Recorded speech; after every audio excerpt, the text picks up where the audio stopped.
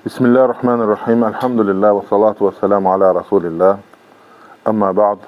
Ən birinci, Allahın nemətlərinə, bizə verdiyi bütün nemətlərinə görə Allaha çoxlu şükürlər olsun.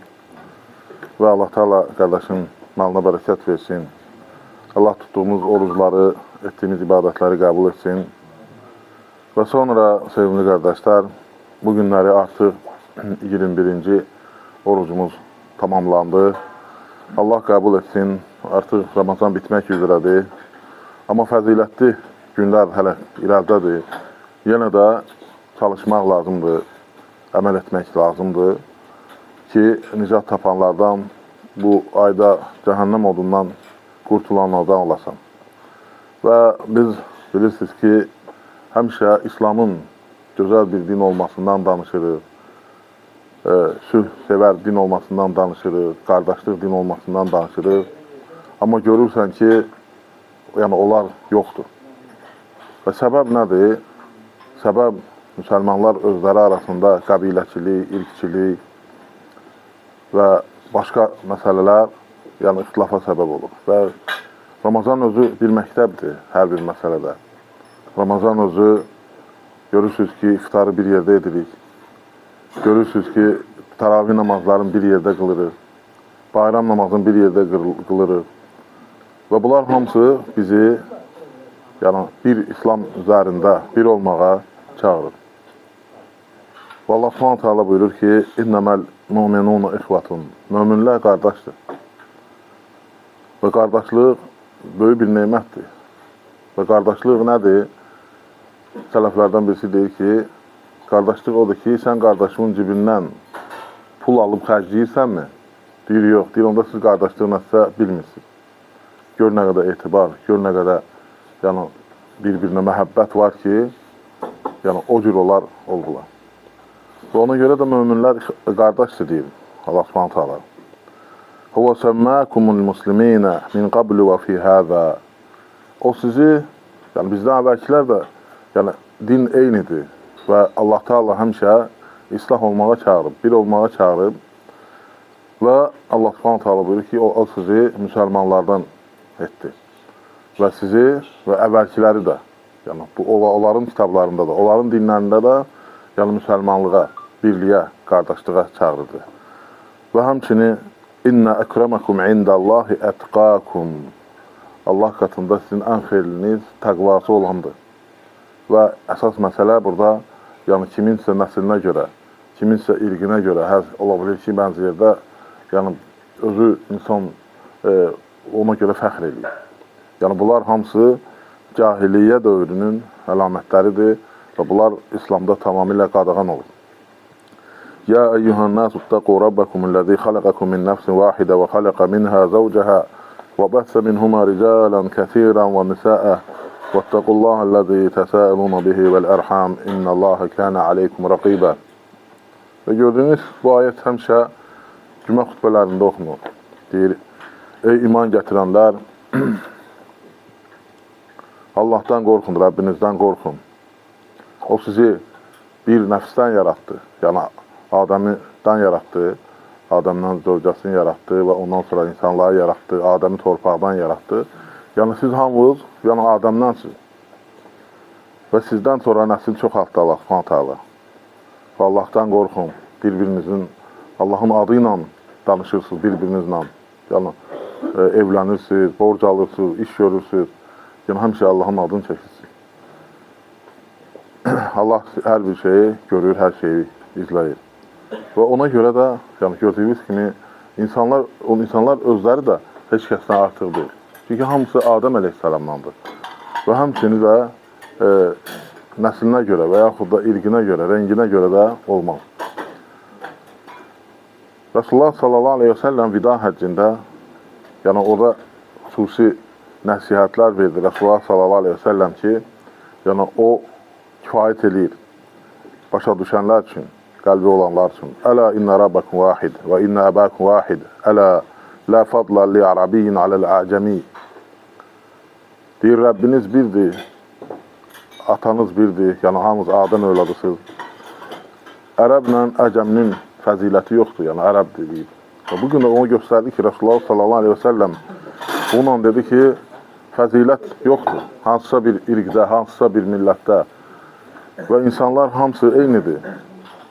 Və məsələn, bunları tarixdə də gördük. Məsələn, Hitlerin özünün ambisiyası var idi ki, onlar ən ali cinsdirlər, ən ali insanlardır onlar. Nə oldu? Yəni, milyonlarla insan tələf oldu. Nələr dağıldı, bütün dünya dağıldı, aclıq, yoxsulluq, zülüm. Yəni, o heç vaxt fayda vermir. Heç vaxt. Və ona görə də, ona deyir, Rasulullah s.ə.v deyir ki, hətta yəni, ərəblərə Quran nazil olub. Yəni, ərəb dilində bu da onların üstün olmasına dəlalət eləmir. Və sonra buyurur ki, qara, qırmızı olsa da asvad fərqi yoxdur. Yəni, ancaq Allah qatında ən yüksəyiniz, ən sevimliniz kimdir? Ətqakum, illə bit-təqva, yəni təqvalınızdır. Və ona görə də hər bir insan buna fikir verməlidir. Yəni, ilgi, yəni ayrı seçkilik, bunlar hamısı düşmənçiliyə. Və özünüz gördünüz, məsələn, bir yerdə, bir ölkədə mehriban yaşayan insanlar, qonşular bir-birinə sonra saldırmağa başlayırlar. Nifrət oyatırlar. Nifrət toxumu pis şeydir. Mən də'a bida'vəl cahiliyyə fəhuvə min cüsə'i cəhənnəm. Qalu ya Rasulallah və in sama və in sallə qalə və in samamə və in sallə za'ma ənəhu muslim. Fəd'u el-musliminə bi əsmaihim bimə səmməhumullahu azza və cəllə el-musliminə el-mu'mininə ibadallah. Deyir, Resulullah s.ə.v buyurur ki, kim cahiliyyət dövründə dəvət eləyərsə, cahiliyyət dövründə nə deyildi? Qəbilələr və məxuda irqçilik, ya bunlar hamısı, yəni bunlar bayaq dediyim kimi, o əvvəlki dinlərdə də bunlar qadağan olub və bu İslam dinində də bu qadağandır. Və onlar nədir? Dizi üstə sürünərək, dizi üstə cəhənnəmə atılacaqlar. Və soruşdular, ya Resulallah, namaz qılıb oruç tutsa da, dedi, namaz qılıb oruç tutsa da iddia eləsə ki, müsəlmandır, yəni də cəhənnəmə atılacaq. Təsəvvür edin. Və ancaq deyir, yəni siz özünüzü müsəlman kimi, Allah Teala sizi nətər adlandırıb, müsəlman kimi də adlandırın. Yəni, mən məsələn, filan qəbilədənəm, filan ağ rəngdənəm, qara rəngdənəm, filan nəsildənəm, belə şeylər olmaz. Yəni, bunlar heç də yaxşı deyil və həmçinin burada şəri olunur ki, ola bilər zəiflər, fəqirlər, olan yanında qürrələnmək öz nəsil nəcabətinlə, yəni bu da haramdır. Bilirsiniz ki, təkəbbürlük də pis şeydir, qadağan olunan bir şeydir və Rasulullah s.a.v. buyurur ki, kimin qəlbində zərrə qədər təkəbbürlük olarsa, nətik cəhənnəmə gedər. Cənnətin iyin belə duymaz. Və həmçini kim deyir, Rasulullah s.a.v. buyurur ki, mən ə'anə qavməhu alə zulmin fəhuvə kəl-bə'iri əl-mütərəddi yunza'u bizənbihi. Və Rasulullah s.a.v. bu hədisdə də buyurur ki, kim yəni, öz qovmuna yəni, zülmdə köməklik eləyərsə, elə bil ki, quyuya düşmüş bir heyvana bənzəyir. Boğulmaq üzrə olan, ya boğulub ölən. Çalışır çıxmağa, çıxa bilmir. Yəni, o cürmü olmaz. O cür olmaz. Və ona görə də bu məsələlərdən çəkinmək lazımdır.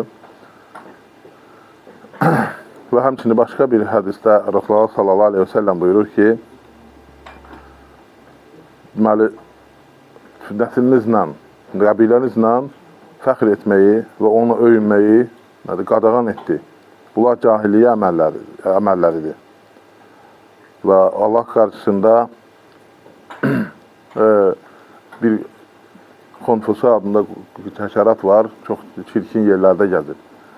O, tarakan bələməcədə, çirkin yerlərdə gəzən bir şeyə iy verən çirkin yerlər. Yəni, olmaz belə şeylər.